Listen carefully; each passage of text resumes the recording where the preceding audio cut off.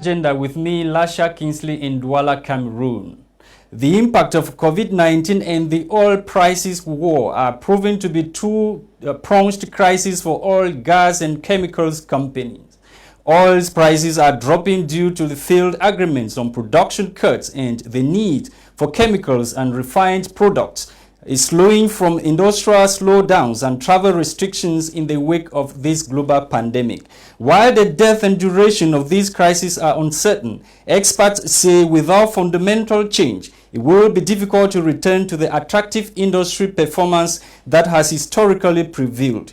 Joining us on today's edition of the program is the managing partner of Africa's most successful law conglomerate, Centurion Law Group, that specializes in energy extractive industry and the financial sector. NJ Ayuk talks to the agenda.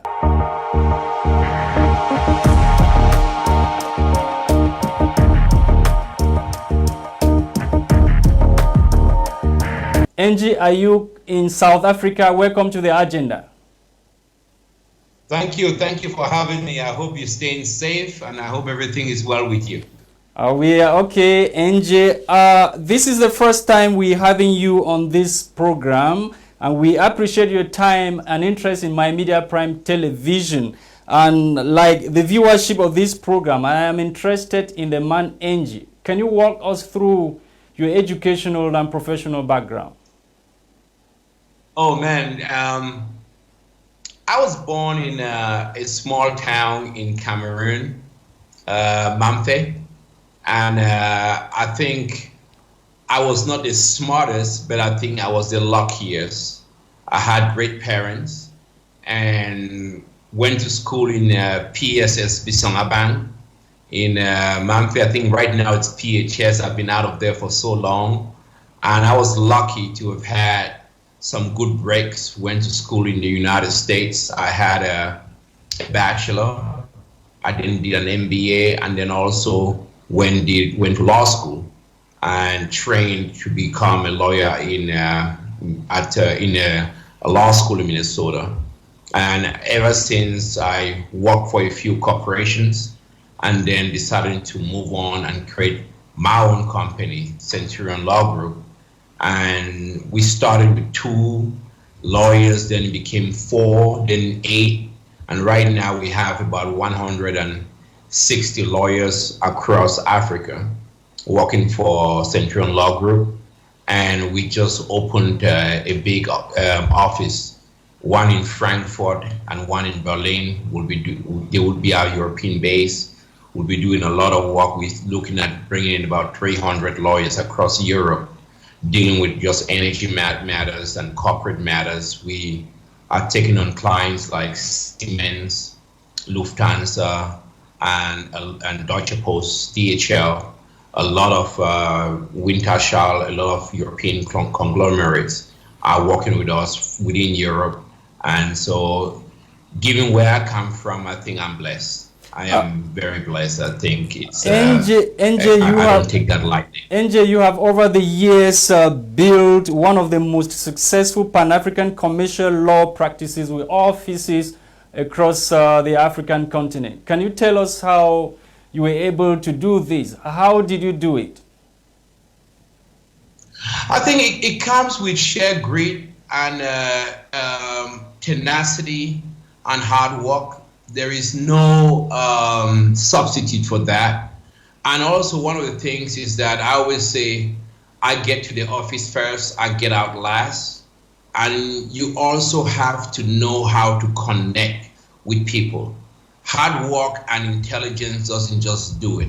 You got to know how to connect. You got to be able to get with the guy who is at Aqua or Bonaberry or Wrong Point Douala and be able to still talk to him, but you can also walk in the biggest corporate boardroom and still speak their language. And I think that helped me. And I think coming out from an environment where, I was a Sunday school teacher. Most people don't know that. And you get to know how to connect with people and work with all the little people. And that also gives you the guts to go into the big room. So we started, we won some really good cases. I never studied oil and gas law. I never studied energy law. I worked on it myself. I studied it myself at home, even after law school. But once you get one big transaction and one deal is gone, and you do some litigation, you get some cases gone, people start coming. But then, you know, to whom more is given, more is expected. You start, people start expecting more to you, and you have to fit the paces. And I think that's just what we did, and a lot of it, my colleagues, my partners, they really put in their best. And I was basically a vehicle. I was basically a leader that tried to put their resources together to get this going. And if I can do it, certainly a lot of other young people across Africa can do the same thing and do it even more and even bigger. The global pandemic has changed the way business is done around the world. Sir, how has the year 2020 been like in the sector of oil and gas? It has been one of the toughest since I got in the sector. Really brutal. You know, this thing has been, the COVID-19 together with the oil price crash has been so mean, it even makes medicine sick. You know, it is a tough place to be in right now. But when you look at the crash, we got to talk in it on everyday terms. A lot of manufacturers and industries have been shut down because of COVID-19. So the demand for oil reduces, and the biggest demand came from China, came from India, came from Europe. They're not producing anymore. So demand is no longer there. So you have this commodity that is very, very valuable, but nobody's buying it. Nobody wants it. Probably due to travel restrictions. Travel restrictions. The airplanes, they are no longer moving. You're absolutely right, sir. Travel restrictions. The airlines are not traveling. So demand is very weak. And in basic economics, when demand is weak and then there's oversupply, the price crashes, and that is what the oil industry has faced right now. And then you had a ferkafel between the Saudis and the Russians, and that also hit with COVID-19. And you know, when you look at that with the African family, where you see Europe and America having a depression in their economies, a recession in their economies already, in Africa you're going to be having a depression because more people going to lose jobs. More people gonna get out would lose contracts. Young people can't even go to school because parents can't afford it. But also, you're also going to see a lot of hospitals getting jammed because you don't have the necessary equipment or facilities there, or anything you have to buy just get very expensive. So people who are at the bottom, at the middle class, are really taking a hit. And that is what we continue to see across the continent. And this is a very, very difficult time for everybody. It doesn't matter if you're in the energy space or you're not, because everything we do, it's all intertwined with one another. So it has been, I've never seen anything like this. It has been rough. Let's now talk about your book, Big Barrels. Where did you get the inspiration from? Because when I read through this book, you painting Africa beautiful when it comes to oil and gas industry. Because there's this image that we always have about Africa. It's all about misery, their exploitation of oil, and then African is underdeveloped. But your book is painting Africa beautiful when it comes to that sector. Well, I think if we don't tell our story, someone else is going to tell our story, and they're not going to tell our story the way we want it.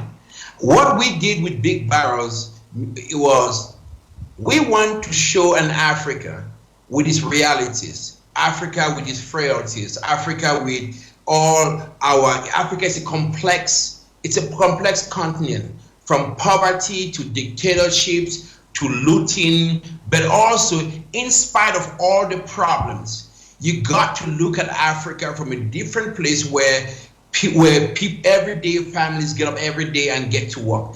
Families get up every day and do unimaginable things. But also, you cannot just focus on criticizing every time. You got to look at what they've put in place. It took Norway. In Big Barrels, we said, if a new African country is going to discover oil or gas, how can they get it right? Because we didn't want a repeated story that every time a country finds oil or gas, they get it wrong. So we say, for example, where are the African success stories? What projects or processes can be put in place where you get a one-stop shop and you get something beautiful for Africa? So we take, for example, if a new country, let's just say the country called Wakanda, or finds oil today, you say, okay, listen, I would look to Ghana for my petroleum regulations. They put a very good petroleum regulations. It helps local content, local communities. It shares the wealth with local communities because local communities have to participate in that. You can't have oil and gas in one community and that community doesn't even know that, doesn't even make anything from it. You want to look at how to do gas. Instead of flaring gas as Nigeria does, look at the lessons of Equatorial Guinea. They've built a great LNG plant. They're monetizing gas very well.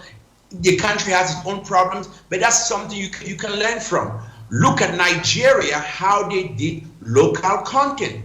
And you've seen a lot of Nigerian millionaires and billionaires come out of that. You go to Angola, you see a reliance on not shaking up the industry, leaving the technocrats do their work. So if you look at all around and look at what countries have done in some things and you pick those great lessons, we can build an Africa, an oil industry that you and I will be proud of. So I didn't want to always have that negativity told about Africa. I wanted to see I wanted to be part of that African generation that focuses on solutions, because negative stuff and people attacking all the time, it is there. But where are the solutions? Our generation should be about solutions. We need to write a new chapter, and what Africa needs now is solutions more than problems. You advise many governments around Africa, and many African countries are dependent on natural resources, but very few of them have satisfactory transparency standards in oil, gas, and mining. And so it is difficult for citizens to know if they are getting a fair deal of the exploration of their country's wealth. So what have you been telling these governments around Africa that you've been advising when it comes to oil and gas? I think what you do is there are best practices, best standards when it comes into managing revenues and managing resources. You put that together and everybody decides with their parliament and the president and their cabinet of ministers what they want. But when you look at each country is not, they have a different model that they choose. And that is what you just have to accept, that all are not equal. Every country has their own history and how they want to put it. But transparency, corruption is a scourge. And we all have an obligation to fight it, to combat it, and deal with it. And you can change laws, but sometimes the toughest things to change is habits. So you got to be tough. You got to be tough. If you're really serious about revenues, I'll tell you this: set aside revenues for the areas that this natural resource come from. For example, if you do that, you will not have the problems you have in the Niger Delta in Nigeria. You will not have the problems you're having right now that are sparking up in Mozambique, in the northern Mozambique, where there's big gas discovery, because people who have these resources need to feel like that. Doing deals, you need to have the right people negotiating deals. And incidentally, you come from southwest. You come from southwest Cameroon, where oil is being exploited in your own region of origin. Have you had the opportunity to advise the government of Cameroon, because some of the areas where this oil is being extracted, they are underdeveloped. People live in misery. They've never called me. Have you made efforts to meet with them, to tell them what you think they should do when it comes to this sector that you've been very much, celebrated across the African continent? I think you have to look at it this way. I think the government of Cameroon, they know what they believe is good for them, And I think if they value my experience, they would call me. I think they have their reasons why they don't want to seek counsel from other people, and that's fine with me. What concerns me though is the violence, the mismanagement, and it also concerns me that people who live in those communities are not feeling and don't feel as if they are participating in the development of those resources. The resources in that area, if properly exploited and if properly used, and if you can create jobs, but it's not just jobs in oil, but it can transform the region where you can go in and focus a lot more on using gas to create power. Because if you look at that southwest region, you've seen something which people don't talk a lot about: energy poverty. So many millions of people go to bed every day without any kind of lights, any kind of power. And you don't just need lights, but you need sustainable power so you can create jobs, you can really transform the economies, you can get a lot of young people back into work by creating urea, ammonia, NPK, fertilizer plants. So you produce yours, and then you can really transform that region and can become a hub that really sells into Nigeria, which is already a market right there of 200 million people, but also create some new export zones that you can start doing some real supply side economics, which I think could really help a lot of people there and really cure some of the social grievances there. But I think as a Cameroonian, you always available to assist when needed. You sometimes when you're not called, you know, they always tell you when they don't call you, shut up. So sometimes I prefer to shut up. And when they call me, other African nations that have deemed me qualified, I basically focus on doing my work there, and hopefully someday we will be able to do the best for our country, because you don't have any other country in Cameroon, so we have to make it better. This last question, NJ, before we get out of the interview. In the light of China's growing engagement in Africa's mining or mineral sector, and as a major legal advisor to many African governments, how would you advise African leaders to engage with China so that they both benefit in the process? I think it comes with tough discussions and deal making. The question you got to turn this question around. The question you got to ask yourself is that, what does China want from Africa? China wants your resources. What does China want to do with your resources? They use your resources, they use your gas to develop power, fertilizer plants, and build agricultural bases and everything. Your cobalt, they use it for, they mine it out of Africa, your gold, your diamonds, to do all of these things. They use your oil to power and also their industries and their automobile industries. We don't have to go the big scale of China, but we have to focus locally and say, what if we look at what they do with our resources? You just do that with your own resources. You do it in your own country, and you build that together here. You would now, you start having a right kind of negotiation with China, because the problem is that you cannot beg and borrow your way into prosperity. It's not going to happen. You can't go to China all the time and beg, borrow. You're putting so much burden on future generations of your children, because many young people in Cameroon and in other countries, they are going to step in the future where they are in their 30s and in their 40s, or even in their 20s, with a state that is so indebted that they will be basically to be able to say, I can't breathe because there's so much debt that we owe. So you can't have projects, so you become for long term very dependent. So you have to start building a strong local economy, so that prevents you from taking loans and debt from China with, you know, some really bad terms, some really bad deals that these guys sign. Like, I don't even know who negotiates these deals. I don't know why they would even sign it. Why would you sign a deal that would say you'll bring in 95% Chinese content? So you bring in 95% Chinese workers, Chinese contractors, everything. When you have people in your country who don't have jobs. So you have to focus. So we need some kind of nationalism that really breeds into thinking about the future.